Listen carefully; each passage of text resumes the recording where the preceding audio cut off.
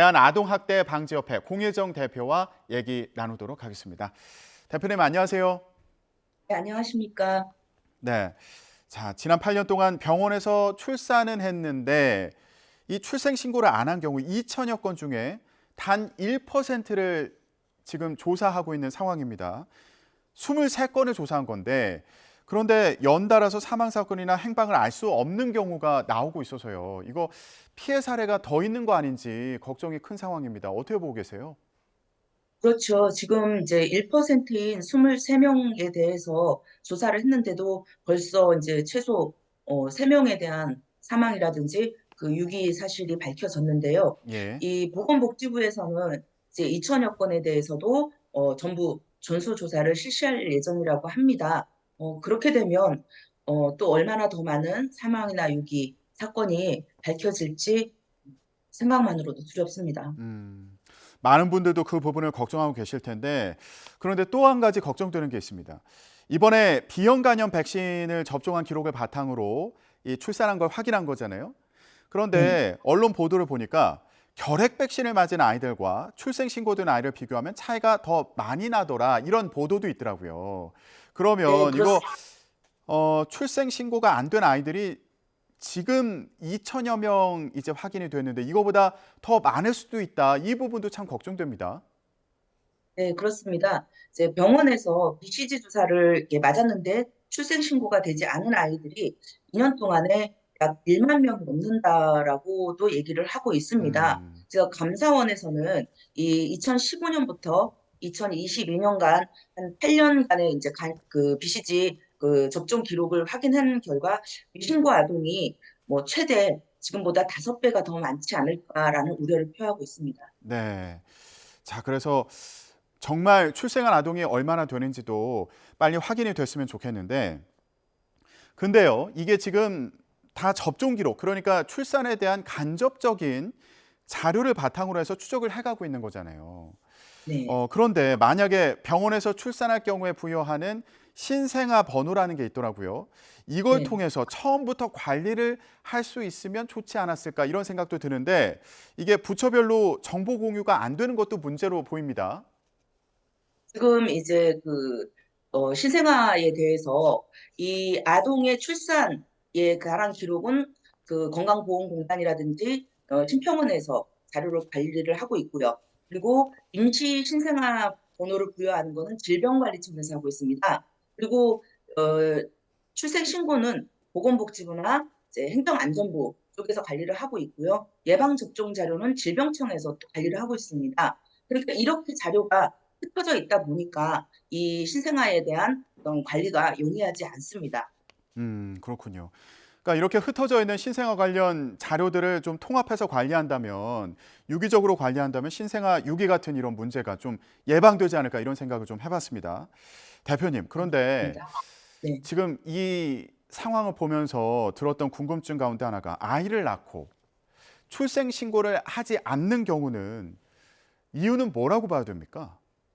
글쎄 이제 법적으로 출생 신고가 이제 안 되는 뭐 혼외자라든지 아니면 출산 기록을 남기고 싶어 하지 않는 경우 또는 원치 않는 출산 아니면 이제 장애 아동에 대한 양육 부담 뭐 이런 여러 가지 이유가 있지 않을까라는 생각을 하고 있습니다. 음. 근데 이거 출생 신고를 하지 않으면 지금 저희가 살펴본 사례들처럼 뭐 유기되거나 살해되거나 이런 여러 가지 범죄에 노출될 가능성도 있고요. 그러니까 안전 자체가 위협받을 수 있는 그런 상황도 걱정이 되고 또 자라는 과정에서도 예방 접종이나 교육받을 기회나 이런 게 또 박탈될 수도 있는 거 아닙니까? 이것도 아동학대 어, 아닌가요? 그렇습니다. 저희는 아동이 출생 신고를 함으로써 이 국민으로서 누릴 수 있는 그 이런 권리를 빼앗는 것이 아동 학대의 출발이라고 생각을 하고 있습니다. 그렇군요. 그러면 이거 출생 신고를 좀 강제화할 수 있는 방법은 없을까요? 현재 우리나라에서 이제 아이가 태어나면 한 달 이내에 출생 신고를 하도록 되어 있습니다. 예. 만약에 한 달 이내에 출생 신고를 안 하면 이제 5만 원 이하의 과태료 처분만 할 뿐이고 별도의 형사적 조치는 이루어지지 않고 있습니다. 그래서 이런 부분에 대해서 강제적으로 이제 국가에서 지금 진행하고 있는 것이 출생 통보제를 음. 진행을 하게 되면 그 의료기관에서 행정기관으로 출산 기록을 제출을 해서요. 그것을 보고 그 관리를 할 수 있도록 하는 그런 제도를 지금 발의를 하고 있는데 아직까지는 이게 이제 통과가 되고 있지 않습니다. 어, 근데 그런 제도가 있으면 좀 실효성이 있을 것이다. 이렇게 기대하십니까? 그렇죠. 출생 신고가 누락이 되지 않을 수가 있죠. 그렇군요.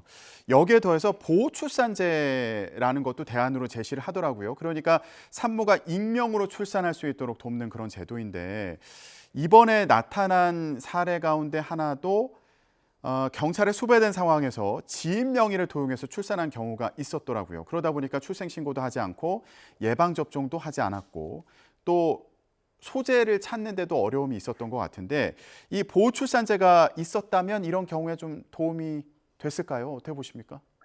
예, 이제 보호 출산 제도라는 것은 이 익명으로 출산이 가능하도록 하고 있고요. 예. 그다음에 이 산모가 원할 경우에는 국가가 개입해서 이제 아동을 보호 조치하는 그런 제도로 이거 역시도 이제 발의가 되고 있습니다. 근데 아직 통과가 되지 않고 있는데요. 이 음. 익명으로 출산하도록 하게 되면 이 출생 통보제로서 이제 출산 기록이 남는 것을 우려해서 의료기관 외에서 출산을 하면서 위험에 처해질 가능성 이런 부분들도 이제 차단을 할 수 있고 어. 아까의 사건처럼 이 그런 부분을 그 우려해서 뭐 이렇게 아동을 출생 신고를 하지 않는다든가 뭐 출산을 그 의료기관에서 하지 않는다든가 하는 부분을 좀 방지할 수 있기 때문에 좀 도움이 좀 될 것으로 생각을 합니다. 예. 그러니까 뭐 출생 통보제라든가 보호 출산제라든가 그러니까 태어나는 아이를 좀 우선에 두고 이 아이가 안전하게 자랄 수 있도록 보호할 수 있는 그런 법안들이 방안들이 빠르게 마련돼야 된다. 이런 말씀으로 이해가 네, 됩니다. 그런데 문제는 지금 이제 출생 통보제에 대해서 이제 의료기관에서 너무 과중한 행정적 부담을 이제 그 호소를 하면서 지금 이 부분이 그 빠르게 통과가 되지 않고 있는 부분이 있습니다. 이런 부분이라든지 이제 개인정보보호법이라든지 이 산모의 그 인적 사항을 추적할 수 있는 이런 법안들이 또 우선적으로 개정이 돼야 될 것 같습니다. 예, 알겠습니다. 자, 이번에 신생아 2명을 살해해서 유기한 사건도 드러나서 충격을 주고 있는데 이 사건 보면서요. 아이 둘을 낳자마자 살해해서 유기했다는 게 쉽게 이해가 되지 않았습니다. 대표님은 어떻게 보셨습니까? 그렇습니다. 모든 국민들이 다 의아하게 생각하실 부분인 것 같은데요. 그 사건의 이 부부들은 이전에 이미 3명의 아동들을 임신하고 출산한 경험이 있습니다. 음, 그런데도 불구하고 뭐 그 낙태를 했다는 사실을 믿었다. 남편 이런 같은 거는 경우에. 좀, 네, 그렇죠. 그 쉽게 수긍할 수 없는 부분이죠. 예. 그렇다면 아이를 낳아서 살해하고 왜 냉장고에 보관했을까? 이것도 또 궁금한 포인트 중에 하나거든요. 어떻게 보세요? 그러니까 이제 그 아기를 외부에 유기를 했을 경우에 아마 드러나지 않을까라는 이제 걱정을 했을 가능성도 크고요. 아무래도 집안에 있는 냉장고는 외부 사람들이 함부로 이제 건드리지 않는 부분이지 않습니까? 그래서 음, 가장 안전한 장소라고 생각했을 가능성도 있습니다. 예. 아, 이런 사건을 막을 수는 없었을까? 이런 안타까운 마음이 드는데 영아 살해 사건 친모의 구속 여부가 오늘 결정될 것으로 보입니다. 그런데 이 영아 살해 같은 경우에 형량이 낮다는 지적도 있더라고요. 이 부분은 어떻게 보십니까? 그렇습니다. 이 정인이법이라고 해서 아동학대 살해죄는 최소 7년 이상 사형까지 가능하도록 이 법이 개정이 돼서 이제 아동학대 가해자들에 대한 형량이 굉장히 높아졌습니다. 그런데도 이 영아 살해에 대해서는 같은 아동임에도 불구하고 10년 이하의 형량만 내릴 수 있도록 되어 있어요. 이런 손방망이 처벌도 한 몫을 하고 있는 게 아닌가라는 생각을 합니다. 따라서 이러한 이제 영아 살해에 대한 형량을 조금 높일 필요가 있고 이런 부분에 대한 어떤 그 국회에서 이 검토가 필요할 것 같습니다. 예. 자, 이번에 나온 사례 중에 그 또 다른 사례를 보면 아이를 출산한 뒤에 인터넷으로 아기를 데려가겠다는 사람을 찾아서 넘겼다고 주장하는 경우도 있더라고요. 예. 네. 이게 사실이라면 왜 인터넷을 통해서 아이를 이렇게 물건 거래하듯이 넘기는지 이게 또 선뜻 이해되지 않았습니다. 예, 이제 경기도 화성에서 2021년도에 10대의 산모가 아이를 출산하고 그다음에 온라인을 통해서 아이를 그 성인 남녀 3명에게 뭐 카페에서 넘겼다 이렇게 주장을 하고 있는데요.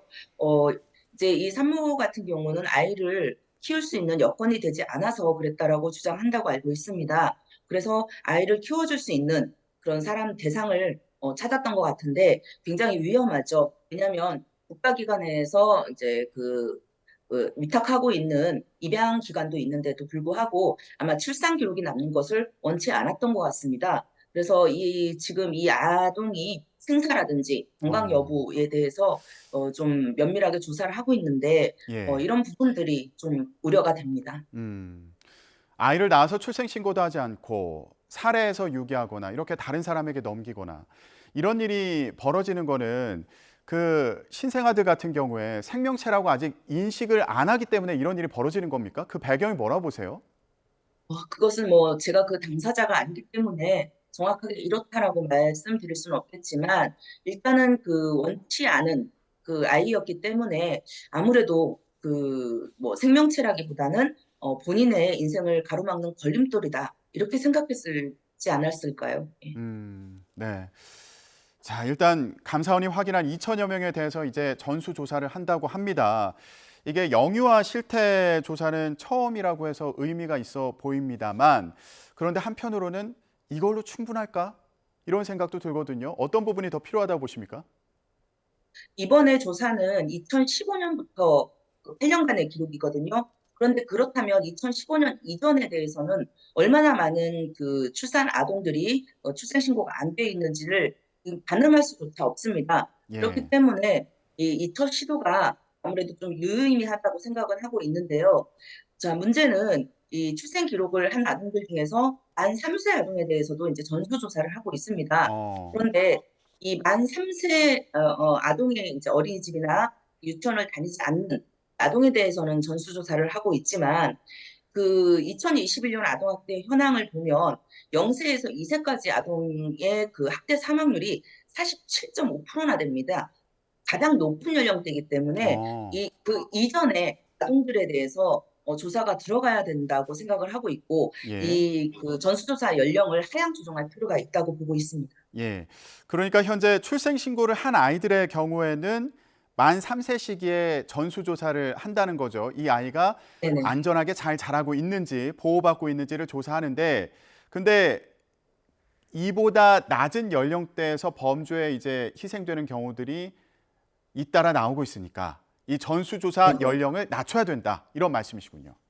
그렇죠. 이제 이 출생통보제나 보호출산제와 더불어서 태어난 아이들이 안전하게 건강하게 성장하고 음, 있는지를 확인하려면 이 전수조사의 연령을 하향 조정을 해서 저희들은 태어나자 나서부터 아동 안전을 점검해야 된다라고 생각을 하고 있기 때문에 이런 예, 부분은 반드시 좀 필요하다고 생각을 합니다. 예. 자, 우리의 미래죠. 아이들이 안심하고 건강하게 자랄 수 있는 여러 대책들이 하루빨리 마련되기를 바라겠습니다. 대한아동학대방지협회 공혜정 대표와 함께 얘기 나눠봤습니다. 말씀 고맙습니다.